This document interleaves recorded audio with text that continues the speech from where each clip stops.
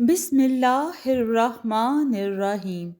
السلام علیکم دوستو، آج میں آپ کے لیے واردات کہانی کا چوتھا حصہ لے کے آئی ہوں، لیکن کہانی شروع کرنے سے پہلے میری آپ دوستوں سے گزارش ہے، اگر آپ میرے چینل پر نئے ہیں تو اسے سبسکرائب کیجئے اور بیل آئیکن کو بھی دبا دیں تاکہ دلچسپ اور بہترین کہانیوں کا جو یہ سلسلہ ہے وہ بر وقت آپ کو ملتا رہے۔ شام سے پہلے کھوجی اللہ رکھا اور کانسٹیبل واپس آ گئے۔ کھوجی اللہ رکھا خاصا پریشان تھا۔ میں نے اس کی الجھن کا سبب دریافت کیا تو وہ بولا، سر جی، کھرے تو بہت سے ہیں، گاؤں کے آخری سرے تک بہت سے کھرے آپس میں گڑمڑ ہوئے ہیں، لیکن مجھے یقین ہے کہ ان کھروں میں اس بندے کے پاؤں کے نشانات بھی ہیں جو کہ آپ کا مطلوبہ ہے۔ کیا مطلب؟ جناب، ان تمام کھروں میں 2 بندوں کا الگ کھرا نکالا ہے۔ ان میں سے یقین ہے کہ مطلوبہ بندہ جو آپ کو چاہیے وہ ان 2 کھروں میں سے ایک ہے۔ اب میں آپ کو ان بندوں کے کھروں کی تفصیل بھی بتاتا چلوں۔ ٹھیک ہے، اب تم ان 2 بندوں کے کھروں کی تفصیل بتاؤ، میں نے دلچسپی لیتے ہوئے کہا۔ ان میں سے ایک کھرا تو ننگے پاؤں والا ہے جو کہ چک 84 سے ہوتا ہوا موزاں ککر والی کی طرف گیا ہے۔ اوہ! میں نے ایک لمبی سانس خارج کی۔ موچی کرم دین نے جس آدمی کو باڑے کی دیوار پھلانگتے ہوئے جنگل میں جاتے ہوئے دیکھا تھا، ممکن ہے وہ بھی ننگے پاؤں ہی تھا۔ لوگوں کا کہنا ہے کہ خشیا ڈنگر چور ننگے پاؤں ہی ہوتا ہے، اور ممکن ہے وہ خشیا ڈنگر چور ہی ہو۔ لوگوں کے بتائے ہوئے حلیے کے مطابق وہ سر پر منڈاسا کیے رکھتا ہے اور ننگے پاؤں ہی رہتا ہے، اور جسم میں وہ دبلا پتلا ہے اور ننگے پاؤں ہی چوری کرنے آتا ہے۔ وہ ایک دبلا پتلا پست قد قامت کا انسان ہے۔ ملک صاحب، خشیا کے بارے میں یہ ساری باتیں تو میں نے بھی سن رکھی ہیں، اللہ رکھا نے ٹھہرے ہوئے لہجے میں کہا، لیکن یہاں معاملہ خاصا گڑبڑ ہے۔ مثلاً کیا گڑبڑ ہے؟ میں نے چونکتے ہوئے دریافت کیا۔ ملک صاحب، یہ جو میں نے ننگے پاؤں والے کھرے کی بات کی ہے نا، اس کے پاؤں ایک نارمل سائز ہے، یعنی جیسے ایک عام قد و قامت انسان کا پاؤں ہوتا ہے۔ وہ خشیا ڈنگر چور تو نہیں ہو سکتا۔ ہاں، البتہ دوسرا کھرا جو نکالا ہے اس کے بارے میں سوچا جا سکتا ہے۔ اور وہ دوسرا کھرا کس کا ہے؟ میں نے سرسری آواز میں دریافت کیا۔ چپل کا پاؤں دکھا کر کھرا نکالنے کے لیے کہا تھا، وہ وضاحت کرتے ہوئے بولا، اور دوسرا کھرا اسی چپل والے پاؤں کا ہے، یعنی کسی 14-15 سال کے لڑکے کا۔ لیکن اس کھرے کے ساتھ ایک عجیب معاملہ ہے ملک صاحب۔ کیا معاملہ ہے؟ میں نے تفتیش بھرے لہجے میں دریافت کیا۔ آپ نے مجھے چپل کا دایاں پاؤں دکھایا تھا، کھوجی اللہ رکھا نے بتایا۔ دوسرا کھرا اسی چپل کے بائیں پاؤں کا ہے۔ ظاہر ہے چاچا، دیوار پھلانگتے ہوئے اس کے دائیں پاؤں کا جو چپل تھا وہ باہر گر گیا تھا، تو باہر بائیں پاؤں کا ہی کھرا ملے گا نا۔ آپ ٹھیک کہتے ہو صاحب جی، وہ اسبات میں گردن ہلاتے ہوئے بولا۔ یہ بھی تو سوچیں کہ باڑے سے نکلتے ہی وہ بندہ ایک پاؤں کا ہو گیا تھا۔ کیا مطلب ہے تمہارا؟ میں نے الجھن زدہ نظر سے اس کی طرف دیکھا۔ جناب، باڑے سے باہر اسی بندے کے بائیں پاؤں کا کھرا ہے، اور اس کے ساتھ دایاں پاؤں کہیں بھی نظر نہیں آتا۔ اگر دائیں پاؤں کی چپل باڑے میں رہ گئی تو پھر بائیں پاؤں کی چپل کا کھرا بھی تو ملنا چاہیے نا۔ بالکل ایسا ہی ہونا چاہیے، میں نے تائیدی انداز میں کہا، لیکن ایسا نہیں ہے نا صاحب جی۔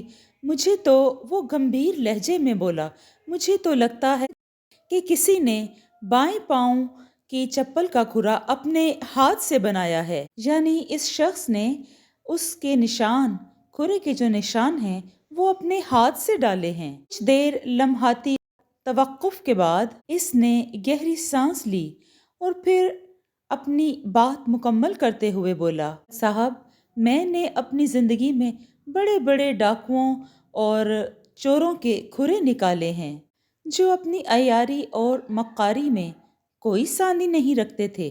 اپنی اسی مہارت کی بنا پر کہتا ہوں کہ میں نے باڑے سے لے کر کھیتوں تک کا جو کھرا نکالا ہے یا دیکھا ہے وہ مصنوعی ہے، یعنی کہ وہ چپل کسی پاؤں نے نہیں پہنی ہوئی تھی۔ پاؤں کے مخصوص دباؤ سے مختلف انداز کا کھرا بنتا ہے۔ اوہ، اس کا مطلب ہے کہ بائیں پاؤں کا جو کھرا ہے وہ صرف دھوکہ دینے کے لیے بنایا گیا ہے، یعنی گمراہ کرنے کے لیے۔ میں نے پرخیال انداز میں کہا، سراسر دھوکہ ملک صاحب، سراسر دھوکہ ہے۔ میں نے باڑے کے اندر بھی مختلف مقامات کو بڑی توجہ سے چیک کیا ہے۔ ننگے پاؤں والا کھرا مقتول کی چارپائی کے نزدیک اور پھر وہاں سے بیرونی دیوار تک پایا گیا، لیکن اس سائز کے پاؤں کا کھرا کہیں بھی نظر نہیں آیا۔ ننگے پاؤں والا شخص کر سکتا ہے؟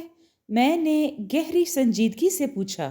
جی، اس نے چپل کا ایک پاؤں باڑے کے اندر پھینکا اور دوسرا ہمیں گمراہ کرنے کے لیے کھیتوں کے باہر پھینک دیا، لیکن اس نے کیس کو الجھانے اور ہمیں گمراہ کرنے کے لیے چپل کا ایک پاؤں تو باڑے میں پھینکا اور دوسرے پاؤں سے باہر نشانات بنائے تاکہ ہمارا دھیان کسی چھوٹے شخص کے پاؤں کے نشانات کے پیچھے لگ جائے، یعنی کہ ہمارا دھیان صرف اسی میں رہے قتل کرنے والا خوش یا ڈنگر یا اس جیسی قدامت کا ہی کوئی انسان ہے۔ قاتل کافی چالاک اور ہوشیار لگتا ہے ملک صاحب، اللہ رکھے نے تبصرہ کرتے ہوئے کہا۔ چپل والا کھرا باڑے کی دیوار سے کھیتوں تک ہے، اس کے بعد کہیں نہیں، جبکہ ننگے پاؤں والا کھرا چک 84 سے نکل کر ککر والی تک گیا ہے۔ کیا تم اس ننگے پاؤں والے کھرے کے تعاقب میں ککر والی گئے تھے؟ میں نے اس سے پوچھا۔ والی ککر والی سے تقریباً 1.5 میل کے فاصلے تک تھا۔ یہ ایک چھوٹا سا گاؤں تھا اور چک 84 بھی اسی کی سمت میں واقع تھا جدھر نبی پورہ گاؤں ہے۔ نبی پورہ گاؤں اور ککر والی آپس میں قریبی گاؤں ہیں۔ جی ملک صاحب، وہ اس بات میں گردن ہلاتے ہوئے بولا، میں نے اس کھرے کا پیچھا ککر والی تک کیا ہے۔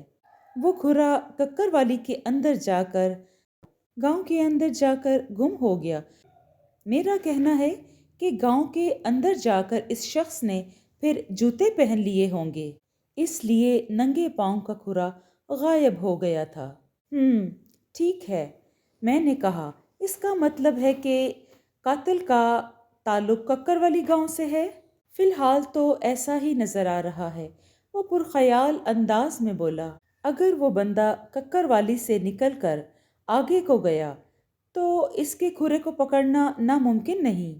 اس بدبخت کا کھرا پکڑا جائے یا نہ پکڑا جائے، مگر میں اس کی گردن ضرور دبوچ کے رہوں گا۔ میں نے سنسناتے ہوئے لہجے میں کہا، اس کی ایک اور نشانی میرے پاس ہے۔ اس نے میری بات پر کوئی تبصرہ نہیں کیا۔ چاچا، تم نے چک 84 سے ککر والی تک کھرا نکالتے ہوئے احتیاط سے کام لیا تھا نا؟ کسی کو شک تو نہیں ہوا تمہاری کارروائی پر؟ سوال ہی نہیں پیدا ہوتا ملک صاحب، میں اپنے کام کو بہت اچھی طرح جانتا اور سمجھتا ہوں۔ بالکل فکر نہ کریں، کسی کو کچھ علم نہیں ہوا کہ میں کس کام پر لگا ہوا ہوں۔ ٹھیک ہے چاچا، میں نے اس کی آنکھوں میں دیکھتے ہوئے کہا، اب تم گھر جا کر آرام کرو، کل صبح پھر تھانے آ جانا۔ تمہیں میرے ساتھ کل نبی پورہ گاؤں جانا ہوگا۔ نبی پورہ گاؤں؟ کیوں جناب؟ ہے کوئی ضروری کام؟ میں نے سرسری سی بات کی۔ ککر والی گاؤں کا رخ کریں گے۔ سمجھ گیا ملک صاحب، میں سمجھ گیا۔ وہ بولتے بولتے اچانک رکا تو، پر جناب۔ کیا ہوا؟ کیا؟ وہ جی، آپ نے مجھ سے جو انعام کا وعدہ کیا تھا، وہ یاد کروانے والے انداز میں کہنے لگا۔ تو میں کب بھولا ہوں، پہلے قاتل کا کھرا لگا لیں، اس کو دبوچ لیں، پھر اس کے بعد میں تمہیں ضرور انعام دوں گا۔ سرکار بھول نہ جانا۔ نہیں نہیں چاچا، فکر مت کرو، میں نے تسلی آمیز لہجے میں کہا۔ میں نے جو تم سے وعدہ کیا ہے اس کو میں ضرور پورا کروں گا۔ وہ مجھے دعائیں دیتا ہوا پھر نکل گیا۔ اگلی صبح میں اور کھوجی اللہ رکھا گھوڑوں پر سوار ہو کر نبی پورہ پہنچ گئے۔ نبی پورہ مقتول مشتاق باجوہ کا سسرالی گاؤں تھا۔ اگلی ہی صبح میں اور کھوجی اللہ رکھا گھوڑوں پر سوار ہو کر نبی پورہ پہنچ گئے۔ نذیر باجوہ نے مجھے بتایا تھا مقتول مشتاق باجوہ کی بیوی اپنے میکے ولادت کی غرض سے اپنے میکے آئی ہوئی تھی۔ اس کے ہاں بچے کی پیدائش متوقع تھی۔ نبی پورہ پہنچ کر جمیلہ کے گھر تک رسائی حاصل کرنے کے لیے ہمیں کسی قسم کی کوئی پریشانی کا سامنا نہیں ہوا۔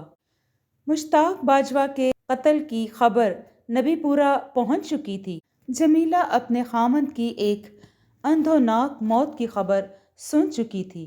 وہ اس بھیانک قتل سے برے حال میں تھی۔ اس پر تو گویا دوہری قیامت ٹوٹی تھی۔ ایک تو یہ کہ اس نے جس بچے کو جنم دیا وہ اپنی ولادت کے آدھے گھنٹے بعد ہی اپنے خالق حقیقی سے جا ملا، اور دوسری یہ اپنے خامند کے قتل کی خبر کو سن کر بہت ہی آسودہ حال تھی۔ گزشتہ رات بچے کو جنم دینے کے بعد جو کچھ ہی دیر بعد چل بسا تھا، اس دوہرے غم نے جمیلہ کو بری طرح توڑ کر رکھ دیا تھا۔ اس کی ذہنی حالت ایسی نہ تھی کہ اس سے کوئی سوال و جواب کیا جا سکے، اور جب تک اس کی ذہنی حالت بہتر نہیں ہو جاتی اس سے بات کرنا بھی اسے ذہنی اذیت دینے کے مترادف تھا۔ 15-20 منٹ تک جمیلہ کے گھر والوں سے بات چیت کرتا رہا اور انہیں تسلی دی کہ میں بہت جلد مشتاق باجوہ کے قاتلوں کو پکڑ لوں گا، عبرتناک سزا دوں گا۔ وہ نامراد خونی زیادہ عرصہ تک آزاد نہیں گھوم سکے گا۔ اس کے بعد ہم ککر والی روانہ ہو گئے۔ میں ککر والی میں پہلے بھی آ چکا تھا 1-2 بار۔ یہاں کے چودھری فرزند علی سے میری اچھی سلام دعا تھی۔ میں سیدھا فرزند علی کی حویلی میں پہنچ گیا۔ اس وقت وہ اپنی بیٹھک میں موجود تھا۔ اس نے بڑے تپاک سے میرا استقبال کیا اور مجھے اور اللہ رکھا کو اپنی بیٹھک میں بٹھا لیا۔ اس نے علیک سلیک کے بعد اس نے مجھ سے کہا، تھانے دار صاحب، خیریت تو ہے نا؟ آج صبح ہی ہماری طرف کا رخ کیا آپ نے، اور وہ بھی بغیر اطلاع کے۔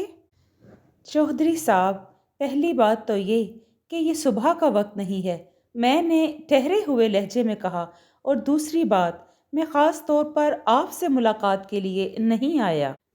ڈیوٹی اور کام جس طرف بھی دھکا دے دیں ہمیں اس طرف چلنا پڑتا ہے۔ اوہ، سمجھ گیا میں، یعنی آپ کسی خطرناک مجرم کی تلاش میں ککر والی آئے ہیں، اس نے بڑے متاسفانہ انداز میں کہا۔ چودھری صاحب، 1 روز پہلے چک 84 میں ایک معزز شخص کی قتل کی واردات ہوئی ہے، میں نے سنجیدہ لہجے میں کہا، اور میں اسی قاتل کی تلاش میں آیا ہوں۔ آپ کہیں مشتاق باجوہ کے قتل کی بات تو نہیں کر رہے؟ جی بالکل وہی۔ میں نے اس بات میں سر ہلایا۔ تو اس واردات کی اطلاع آپ تک بھی پہنچ چکی ہے؟ مجھے آج صبح ہی اس واردات کا پتہ چلا ہے، چودھری فرزند علی وضاحت کرتے ہوئے بولا۔ لیکن ایک بات میری سمجھ میں نہیں آ رہی۔ کون سی بات؟ میں نے سوالیہ نظروں سے اس کی طرف دیکھتے ہوئے کہا۔ مشتاق باجوہ کا ککر والی سے کیا تعلق ہے؟ بہت گہرا تعلق ہے چودھری صاحب، میں نے ایک لفظ پر زور دیتے ہوئے کہا۔ میں نے قاتل کا کھرا نکلوایا ہے۔ قاتل سیدھا چک 84 سے سیدھا ککر والی آیا ہے۔ ککر والی نے کہا؟ وہ سنسناتی ہوئی آواز میں بولا۔ کھرے نے یہ بھی تو بتایا ہوگا نا کہ مجرم قاتل کس گھر میں گیا ہے؟ نہیں، میں نے وضاحت کرتے ہوئے کہا۔ میں نے نفی میں گردن ہلائی۔ نہیں، یہ پتہ نہیں چل سکا۔ اصل میں قاتل جو کوئی بھی ہے، اس نے چک 84 سے ککر والی تک ننگے پاؤں سفر کیا ہے۔ پھر ککر والی میں داخل ہونے کے بعد اس نے جوتے پہن لیے تھے۔ اوہ، یہ تو کافی تشویشناک صورتحال ہے، چودھری فرزند علی نے حیرت بھرے لہجے میں کہا۔ پھر یہ کیسے پتہ چلے گا کہ قاتل کون ہے؟ یہ بھی تو ہو سکتا ہے کہ اس بندے کا ککر والی سے کوئی تعلق ہی نہ ہو۔ ککر والی پہنچنے کے بعد اس نے آرام سے جوتے پہنے اور ممکن ہے وہ ککر والی سے باہر نکل گیا ہو۔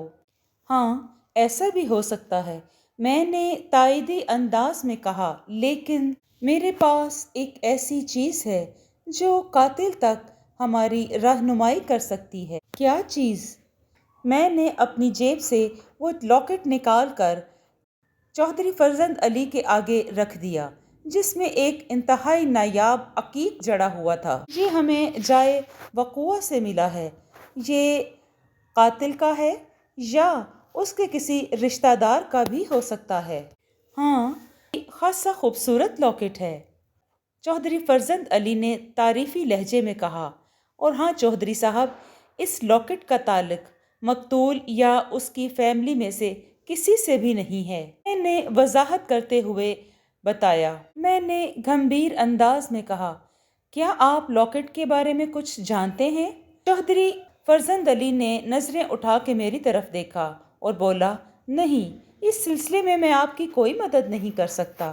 ٹھیک ہے، کوئی بات نہیں چودھری صاحب، آپ کے گاؤں کے سونار سے یہ بات شاید پتہ لگ سکتی ہے، اس نے اس گاؤں میں یہ کس کے لیے بنایا ہے؟ چودھری فرزند علی نے کہا، اس معاملے میں شاید میں کچھ مدد کر سکتا ہوں۔ یہ کہتے ہوئے اس نے بیٹھک سے باہر کی طرف دیکھا اور آواز لگائی، اوئے ظفر! آواز لگاتے ہی ایک ہٹا کٹا شخص سامنے آیا۔ مجھے یہ سمجھنے میں ذرا بھی مشکل نہ ہوئی کہ یہ چودھری کا خاصم خاص بندہ ہے۔ حکم چودھری صاحب، ظفر نے بڑی عاجزی کے ساتھ کہا، کسی بندے کو بھیج اور سونار کو بلا لے اور اسے کہنا کہ جلدی سے وہ یہاں پہنچ جائے۔ چودھری نے تحکمانہ لہجے میں کہا، جی چودھری صاحب، اس نے گردن جھکاتے ہوئے کہا، اور ہاں، وہ اندر کہہ دیا نا؟ جی جی، بالکل کہہ دیا۔ جی جی، بس 2 منٹ لگیں گے۔ چودھری نے ہلکی سی گردن سے اشارہ کیا اور ظفر کو جانے کے لیے کہا۔